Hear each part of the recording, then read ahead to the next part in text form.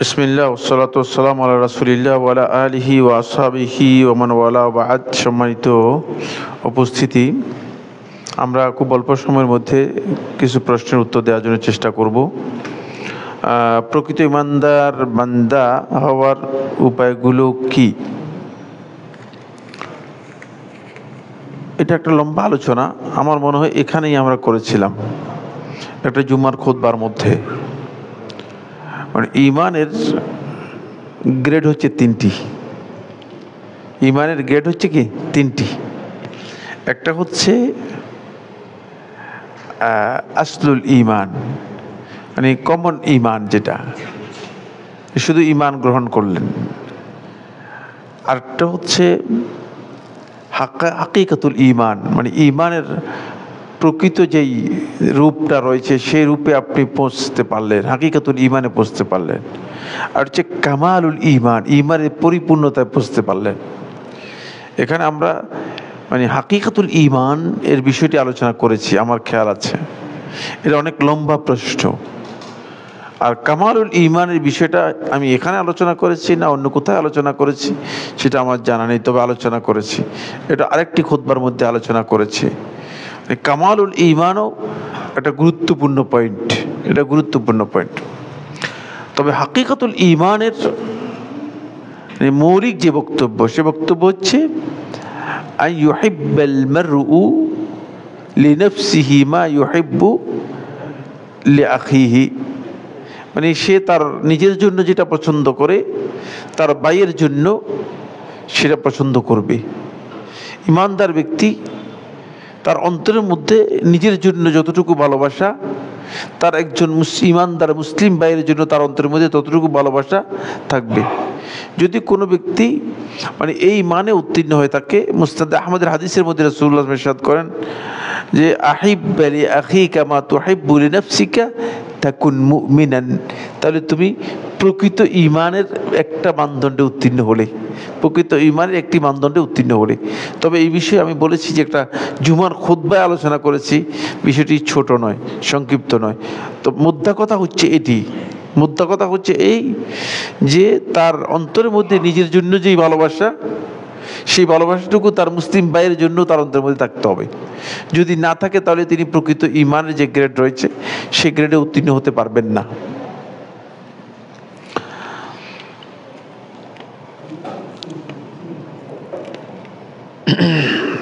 মহিলা, কালো কুকুর, গাধা সালাতের সামনে দিয়ে অতিক্রম করলে সালাত ভেঙে যাবে, উক্ত হাদিস সহিহ কিনা? হ্যাঁ, হাদিসটি সহিহ।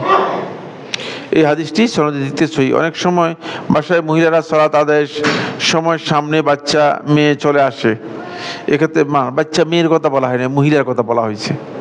মেয়ে আর মানে মহিলা এক জিনিস নয়, বুঝে আসছে? বাচ্চা মেয়েরা গেলে সালাত নষ্ট হবে এটা বলা হয়নি। মহিলা এক্ষেত্রে সালাত পুনরায় পড়তে হবে না। আপনি দুই জিনিসটাকে কি করেছেন? মিলাই ফেলছেন। মহিলা আর মেয়ে এক জিনিস না। বাচ্চা মেয়েরা হুকুমের মধ্যে আসে না, শরীয়তের তাকলিফ তাদের উপর নেই। বাচ্চারা যদি অতিক্রম করে সালাতের সামনে দিয়ে, এতে সালাতের কোনো ক্ষতি হবে না। ছেলেদের গেঞ্জি, শার্ট, প্যান্ট বিক্রি করা কি জায়েজ? হ্যাঁ, গেঞ্জি, শার্ট, প্যান্ট বিক্রি করা জায়েজ। শুনেছি এটা নাকি ফাসেকদের পোশাক, অমুসলিমদের থেকে এসেছে। এটা শোনা কথা, শোনার কোনো ভিত্তি নেই। ব্যাংকের জব করা কি জায়েজ? হ্যাঁ, ব্যাংকে জব করা জায়েজ, কিন্তু সুদী ব্যাংক ছাড়া। সুদী কারবার যে সমস্ত ব্যাংকে হয় থাকে সেগুলোর মধ্যে জব করা নিয়ে আলেমদের মধ্যে ইখতিলাফ রয়েছে। সুদী ব্যাংক ছাড়া বাকি ব্যাংকে জব করা জায়েজ। ব্যাংকে যে সমস্ত ব্যাংক ইসলামিক ব্যাংকিং কাজ করে থাকেন সেখানে আপনি জব করতে পারবেন। যদি জায়েজ হয় তাহলে বিশ্লেষণ করবেন, আর যদি জায়েজ না হয় তাহলে এক বুঝিয়ে বলবেন। হ্যাঁ, বলে দিয়েছি। সুদী ব্যাংক ছাড়া যে সমস্ত ব্যাংক সুদী কারবার করে না, সুদের কথা সে যেখানে যুক্ত নেই, সেখানে চাকরি করা জায়েজ, সেখানে চাকরি করা কি জায়েজ।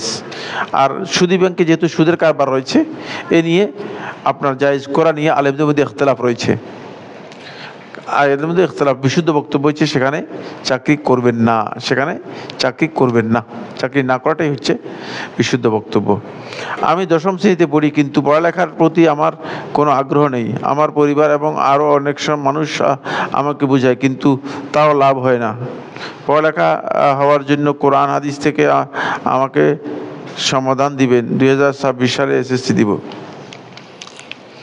আপনাকে মানে প্রথম কথা হচ্ছে মানে শয়তানি এবং শয়তানের যে সমস্ত এলিমেন্টস আছে সবগুলো আপনাকে দখল করে নিয়েছে।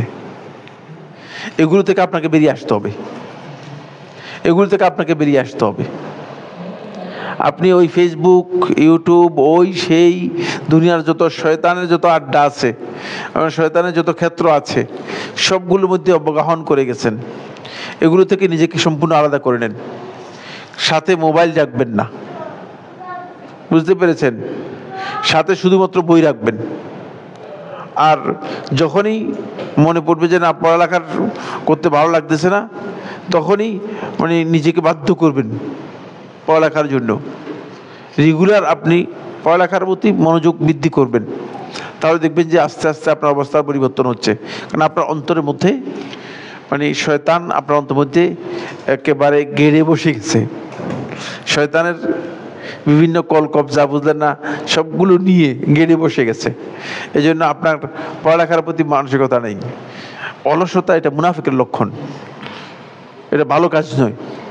এখন আপনি মানে পড়ালেখা করছেন না, এটা এখন আপনার কাছে তেমন কোনো বিষয় না, কিন্তু কয়দিন পরে যখন দেখবেন যে হাই হাই, তখন কোনো লাভ হবে না, তখন আর কিছু করতে পারবেন না, তখন আর পড়ালেখার সুযোগ থাকবে না, তখন আপনি নিজের জীবনটাকেই ধ্বংস করে দিলেন। এই ধ্বংসটা আপনাকে শয়তান মূলত দূর থেকে শয়তানের কাজে লাগিয়ে আপনাকে নষ্ট করার চেষ্টা করতেছে। এগুলো থেকে দূরে থাকুন। এই জন্য আল্লাহ তাআলা কোরআনের মধ্যে স্পষ্ট করে বলে দিয়েছেন, উদখুলু ফিস সিলমি কাফা, ইসলামের মধ্যে পরিপূর্ণ প্রবেশ করো। মানে ইসলামের মধ্যে যদি পূর্ণ ঢুকে যান, তাহলে কি হবে? ওয়ালা তাত্তাবিউ খুতুওয়াতি শাইতান, তাহলে শয়তানের পদক্ষেপগুলো, কর্মসূচিগুলো আর তুমি অনুসরণ করবে না, এগুলো থেকে সরে যাবে। আপনি গোটা ইসলামের মধ্যে ঢুকে গেলে আপনি দেখবেন যে শয়তান আপনাকে ইয়ে করতে পারবে না। 5 ওয়াক্ত সালাত নিয়মিত করেন, 5 ওয়াক্ত জামাত নিশ্চিত করেন, কোরআন তেলাওয়াত নিয়মিত করেন, তাহলে আপনি দেখবেন যে শয়তানের যত ওয়াসওয়াসা আপনাকে দিচ্ছে এগুলো সব সরে যাবে। আর প্রশ্ন নেবেন না, বর্তমান সমাজ ব্যবস্থায় একজন বাবা তার মেয়েকে কী ধরনের উচ্চশিক্ষায় শিক্ষিত করবে? একজন মুসলমান হিসেবে সর্বোচ্চ উচ্চশিক্ষায় শিক্ষিত করতে পারবেন, কিন্তু শর্ত হচ্ছে একটাই, সেটা হলো মেয়ে অবশ্যই পর্দার মধ্যে থাকতে হবে। মেয়েকে যদি আপনি পিএইচডি পর্যন্ত পড়ান, এতে কোনো নিষেধ নেই। এতে কি নিষেধ আছে নাকি? হ্যাঁ, কোন নিষেধাজ্ঞা নেই, ইসলাম নিষেধ করে না। ইসলাম সম্পর্কে আমরা না বুঝার কারণে আন্দাজে ফতোয়া দিচ্ছি আর কি, বলতেন না। পিএইচডি করতে কোনো অসুবিধা নেই, বাধা নেই, তিনি পিএইচডি করতে পারেন, কিন্তু শর্ত হচ্ছে একটাই, সেটা হলো সে অবশ্যই পর্দার মধ্যে থাকতে হবে। ইসলাম তাকে পর্দার যে বিধান দিয়েছে সেই বিধান মেনে সে পিএইচডিও করতে পারবে, কোনো অসুবিধা নেই। এবং পৃথিবীর বিভিন্ন দেশে আলহামদুলিল্লাহ মানে মুসলিম নারীরা এখন বিশাল বিশাল অবদান রাখতেছে। তোর মধ্যে আমার কাছে একটা বই আছে, আল ফিকরুল ইসলামী, 5 খণ্ডে লেখা, প্রায় মানে 4000 পৃষ্ঠার বই। খাদিজা মানে নামে এক ভদ্র মহিলা লিখেছেন, তিনি উম্মুল কুরা বিশ্ববিদ্যালয় থেকে পিএইচডি করেছেন। আরও এরকম প্রচুর মানে মানে মেয়েদের লেখা বই আমার কাছে, কিতাব প্রচুর রয়েছে। তারা আলহামদুলিল্লাহ ইসলামের অনেক খেদমত করতেছে। পড়ালেখা করাটা ইসলামে নিষেধাজ্ঞা নেই, পড়ালেখা যত করতে পারেন। 24 ঘন্টা যদি পড়তে চান, আমি তো মনে করি 24 ঘন্টাই পড়া শুরু করেন। পড়ালেখা হচ্ছে আসল জিনিস, মূলধন হচ্ছে পড়ালেখা। সুতরাং এখানে কোনো বাধা নেই। এমন চাকরি করা জায়েজ কিনা যেখানে দাড়ি খাটো করতে হয়। এছাড়াও এখানে ধর্মীয় বিষয়ে থেকে ইহুদিদের আইনের প্রধান দেয়া হয়। যদি এমন হয় যে আপনাকে ধর্মীয় ব্যাপারে চাপ সৃষ্টি করা হবে, আপনি আশঙ্কা করে থাকেন, তাহলে সেখানে চাকরি করা জায়েজ নেই, সেখানে চাকরি করা কি নেই, জায়েজ নেই। আর দাড়ির ব্যাপারে মাসালা তো আপনারা জানেনই, দাড়ি 1 মুষ্টি পরিমাণ রাখলে সুন্নাহ আদায় হয়ে যাবে। 1 মুষ্টি পরিমাণ রাখলে কি সুন্নাহ আদায় হয়ে যাবে।